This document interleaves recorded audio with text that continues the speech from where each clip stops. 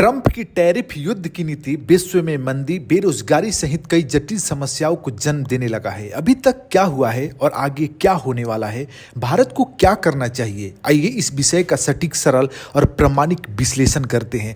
अमेरिकी राष्ट्रपति ट्रंप ने सोमवार को यानी आज वैश्विक स्टॉक मार्केट में आई भारी गिरावट के बीच बेवकूफ़ी भरे घबराहट से बचने की चेतावनी दी, जो बीजिंग द्वारा उनकी टैरिफ नीति के खिलाफ जवाबी कार्रवाई के बाद और गहरा हो गया है। न्यूयॉर्क में बाजार खुलने के कुछ ही मिनट पहले ट्रंप ने पोस्ट किया था कि उनके टैरिफ सुधार एक ऐसा मौका है जो दशकों पहले किया जाना चाहिए था। उन्होंने जोर देते हुए कहा, कमजोर मत बनो, मूर्ख मत बनो, मजबूत, साहसी और धैर्यवान रहो और महानता परिणाम स्वरूप आएगी। तो क्या ट्रंप की इस घबराहट और ऐसे स्टेटमेंट से ये माना जा सकता है कि ट्रंप द्वारा शुरू किया गया टैरिफ युद्ध विश्व में मंदी ला देगी, बेरोजगारी और महंगाई बढ़ेगी? तो आइए समझते हैं। सबसे पहले थोड़े पृष्ठभूमि को देख लेते हैं। किसी चीज़ को यदि अतीत से सीखें, समझें उदाहरण से, तो चीज़ें ज़्यादा स्पष्ट और साफ दिखती है। तो एक उदाहरण 1930 का हम लेते हैं। जैसे स्मूथ हॉले टैरिफ एक्ट 1930 में अमेरिका ने 20,000 से अधिक आयातित वस्तुओं पर कर बढ़ा दिया, जिससे वैश्विक व्यापार क्या हुआ, ढह गया और महामंदी, ग्रेट डिप्रेशन गहरा गया। यानी उदाहरण यदि हम देखें अतीत से, तो हमको ये सीख मिलता है कि इस तरीके की टैरिफ नीति से महामंदी आ सकती है। उसके बाद हम यदि सीधे ट्रंप के पहले कार्यकाल को देखें, तो चीन से स्टील, एल्यूमिनियम पर उन्होंने 25% शुल्क लगाया था। बदले में चीन का भी पलटवार हुआ और आपूर्ति श्रृंखला में बाधा उत्पन्न हुई। फिर आईएमएफ ने वैश्विक जीडीपी अनुमानों में कटौती की और कहीं ना कहीं जीडीपी में दुनिया भर में गिरावट देखने को मिली।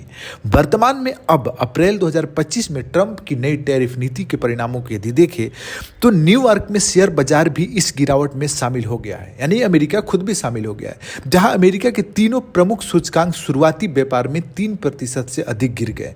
यूरोपीय शेयर बाजार भी लाल निशान में थे। एशियाई बाजारों की स्थिति रेड जोन में थे, यानी कि यूरोपीय शेयर बाजार।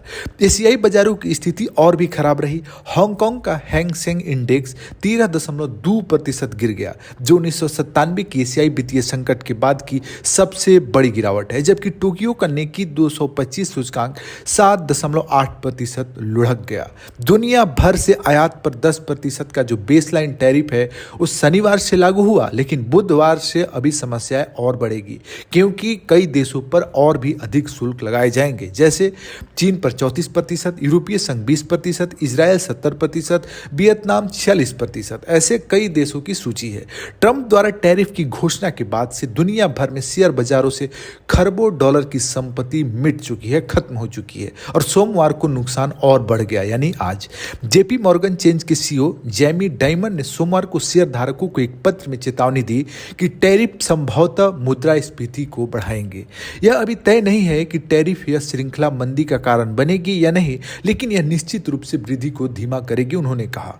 ताइपेई ने अपने इतिहास की सबसे बड़ी गिरावट दर्ज की, क्योंकि यह 9.7% नीचे चला गया, जो पहले कभी इतना नहीं गिरा था। स्टॉक्स यूरोप 600 सूचकांक दोपहर के सौदे में 5% नीचे था और सिर्फ कुछ दिनों में 1.5 ट्रिलियन यूरो से अधिक की बाजार पूंजीकरण नष्ट हो गई, खत्म हो गई। अमेरिका के प्रमुख तेल अनुबंधन की कीमत अप्रैल 2021 के बाद पहली बार $60 जो है प्रति बैरल से नीचे गिर गई, जिससे वैश्विक मंदी की चिंता बढ़ गई है। एसपी एसेट मैनेजमेंट के स्टीफन इनिस ने कहा, बाजार साफ साफ बता रहा है वैश्विक मांग गायब हो रही है और एक वैश्विक मंदी आ रही है, और भी तेजी से। अमेरिकी अधिकारियों ने जबकि कहा कि 50 से अधिक देशों ने ट्रंप से वार्ता के लिए संपर्क किया है। जापान के प्रधानमंत्री इशिबा ने सोमवार को कहा कि उन्होंने ट्रंप से फोन पर बातचीत की, जिसमें टैरिफ पर और वार्ता की सहमति बनी है। तो कोई देश बदला लेने की भावना से टैरिफ लगा रहे हैं, जैसे चीन जैसे। कई देश चाहते हैं कि वार्ता के माध्यम से चीज़ों को सामान्य किया जाए, मध्यम मार्ग अपनाया जाए। इजरायल के प्रधानमंत्री बेंजामिन नेतन्याहू, जो अमेरिका के सबसे करीब माने जाते हैं, वहाँ पे भी 17% टैरिफ झेलना पड़ रहा है। वियतनाम, जो अमेरिका के साथ बड़े व्यापार अधिशेष वाला एक विनिर्माण शक्ति है, पहले ही संपर्क कर चुका है अमेरिका से और कम 45 दिनों की देरी की मांग की है इस टैरिफ को, जो 46% से राहत उसे दिला सकती है। इन सब प्रकरण में वैश्विक बाजार प्रतिक्रिया को देखिए तो हांगकांग हैंग सेंग 13.2%, जो कि हमने पहले बताया आपको कि 1997 के बाद सबसे बड़ी गिरावट है। जापान की निक्केई 7.8%, तेजी से गिरावट दर्ज देखी जा रही है।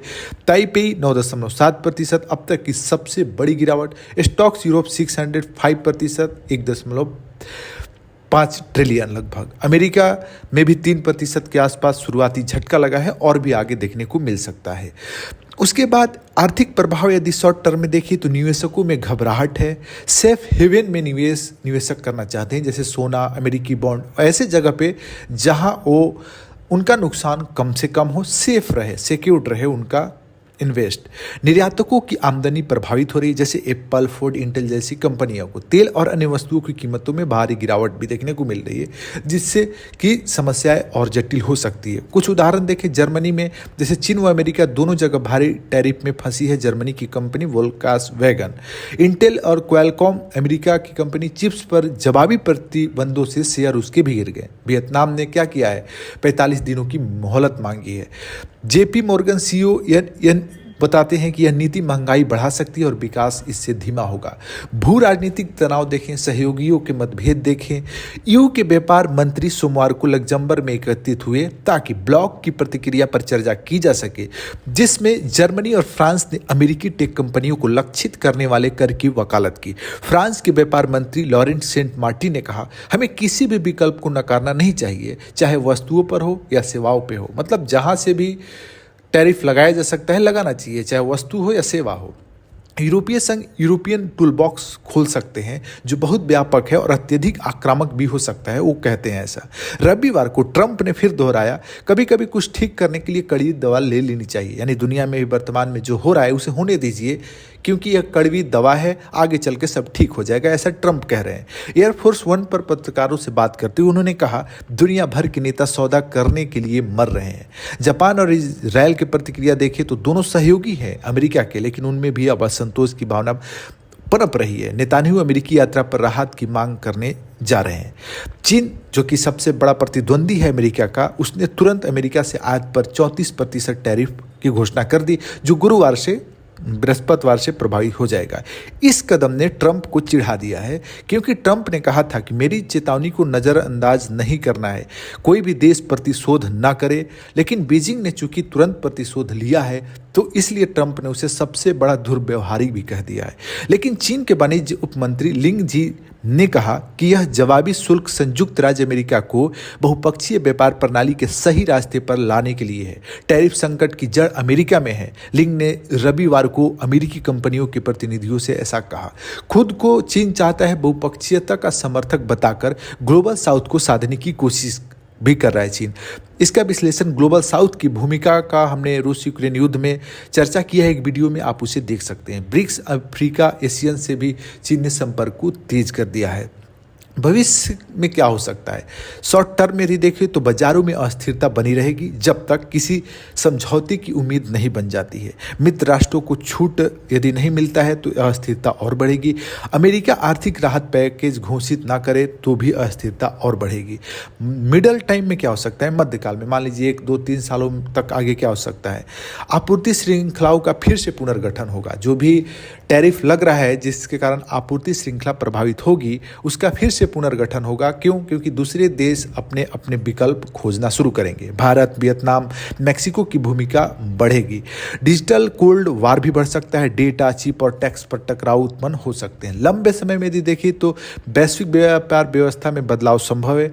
WTO की भूमिका घट सकती है, कमजोर हो सकता है WTO। क्षेत्रीय व्यापार गुट उभरेंगे, जैसे RCEP। बहुध्रुवीय आर्थिक व्यवस्था बन सकती है। रणनीतिक प्रतिक्रिया को देखें तो व्यापारियों के लिए क्या करना चाहिए, आपूर्तिकर्ताओं में विविधता लाना चाहिए। दुनिया के जो भी देश हैं उन्हें अपनी आपूर्तिकर्ता में विविधता लाना चाहिए, एक ही देश पे निर्भर नहीं रहना चाहिए। लॉजिस्टिक मूल्य निर्धारण को फिर से देखना चाहिए, ऑब्जर्व करना चाहिए, उसमें सुधार करना चाहिए। सीमा शुल्क, प्रौद्योगिक नीतियों पर निगरानी रखना चाहिए। सरकारों के लिए कूटनीतिक प्रयास करने चाहिए ताकि व्यापार युद्ध को ज़्यादा एग्रेसिव होने से टाला जा सके। उसके बाद घरेलू उत्पादन पे निवेश करना चाहिए। अब भारत को यदि भारत के संदर्भ में देखें तो भारत को क्या करना चाहिए। देखिए, भारत को वर्तमान वैश्विक आर्थिक परिस्थितियों और अमेरिकी राष्ट्रीय राष्ट्रपति डोनाल्ड ट्रंप द्वारा लगाए गए टैरिफ संकट की पृष्ठभूमि में एक संतुलित रणनीतिक और दूरदर्शी दृष्टिकोण अपनाना चाहिए। रणनीतिक चुप्पी और संवाद का संतुलन बनाए रखना चाहिए, जो कि भारत वर्तमान में कर रहा है। भारत को इस समय भावनात्मक प्रतिक्रिया देने से बचते हुए एक परिपक्व राष्ट्र की तरह कार्य करना चाहिए। अमेरिका और चीन दोनों के साथ खुले राजनयिक चैनल बनाए रखा जाए। वैश्विक मंचों जैसे WTO, G20, ब्रिक्स आदि पर बहुपक्षीय व्यापार के समर्थन में आवाज उठाना चाहिए। घरेलू उद्योगों की सुरक्षा और प्रतिस्पर्धात्मक में सुधार करना चाहिए। MSME और निर्यात आधारित उद्योगों को समर्थन देने हेतु विशेष पैकेज लाना चाहिए। उत्पादन से जुड़ी प्रोत्साहन PLI योजनाओं को अधिक व्यापक और त्वरित बनाना चाहिए। जिन क्षेत्रों पर वैश्विक टैरिफ असर डाल सकते हैं जैसे टेक्सटाइल, इलेक्ट्रॉनिक्स, वहां स्थानीय आपूर्ति श्रृंखला मजबूत करनी चाहिए। वैश्विक मंदी की आशंका से निपटने की तैयारी भी भारत को करनी चाहिए। अगर वैश्विक मंदी आती है तो राजकोषीय प्रोत्साहन पैकेज तैयार करना चाहिए। नौकरी बचाने और रोजगार सृजन के लिए निर्माण और अवसंरचना क्षेत्र में निवेश बढ़ाना चाहिए। वैश्विक दक्षिण की नेतृत्व भूमिका निभा सकता है भारत। पिछले वीडियो में हमने इसका विस्तार पूर्वक विश्लेषण किया है, आप उस वीडियो को देख सकते हैं। भारत को इस अस्थिर समय में ग्लोबल साउथ की आवाज बनकर उभरना चाहिए, जो कि चीन भी कर रहा है। अफ्रीका, एशियन देशों के साथ द्विपक्षीय और क्षेत्रीय व्यापार समझौते तेज करने चाहिए। निवेश का अवसर भी बनाना चाहिए। जब वैश्विक बाजार अस्थिर हो तो भारत को वैश्विक निवेशकों के लिए एक स्थिर और भरोसेमंद गंतव्य के रूप में पेश करना चाहिए, क्योंकि ऐसी स्थिति में निवेशक, बाजार, मार्केट, देश ढूंढते हैं कि हमको कहाँ निवेश करना चाहिए। चाइना +1 रणनीति का लाभ उठाते हुए विदेशी कंपनियों को भारत में विनिर्माण के लिए आमंत्रित करना चाहिए। रुपए की स्थिरता और मुद्रा प्रबंधन पर ध्यान देना चाहिए। RBI को विदेशी मुद्रा भंडार का समझदारी से इस्तेमाल करते हुए रुपए को अत्यधिक अस्थिरता से बचाना चाहिए। मुद्रास्फीति और ब्याज दरों पर भी बारीकी से नजर रखनी चाहिए। आम जनता के लिए भी समर्थन योजनाएं को बढ़ाना चाहिए। अगर वैश्विक मंदी का असर घरेलू रोजगार और महंगाई पर पड़ता है तो सरकार को जन कल्याण योजनाओं को मजबूत बनाना होगा। PMGKY, रोजगार गारंटी, स्वास्थ्य बीमा योजनाओं में विस्तार किया जाना चाहिए। सरकार की विभिन्न जो भी योजनाएं हैं जो आम जनता के लिए है उसको बढ़ाना चाहिए, उसके लिए पहले से तैयार रहना चाहिए। भारत को आर्थिक राष्ट्रवाद और वैश्विक सहयोग के बीच संतुलन बनाते हुए इस वैश्विक चुनौती को अवसर में बदलना होगा। एक विकसित भारत के लक्ष्य की ओर बढ़ते हुए यह समय है जब भारत न केवल अपने हितों की रक्षा करे बल्कि वैश्विक अर्थव्यवस्था को स्थिर करने में भी अग्रणी भूमिका निभाए। तो ओवरऑल कंक्लूजन में हम कह सकते हैं कि 2025 का यह टैरिफ युद्ध सिर्फ एक आर्थिक संघर्ष नहीं बल्कि वैश्विक नेतृत्व, आपूर्ति सुरक्षा और आर्थिक आत्मनिर्भरता की परीक्षा है। दुनिया अब एक नए व्यापार व्यवस्था की ओर बढ़ रही है, जिसमें भारत, एशियन और लैटिन अमेरिका को वैकल्पिक आपूर्ति हब बनाना चाहिए, निष्पक्ष व्यापार नीति का समर्थन करना चाहिए, रणनीतिक स्वायत्तता को बनाए रखना चाहिए। इस पूरे विषय पर आपका क्या राय है, कमेंट कर सकते हैं।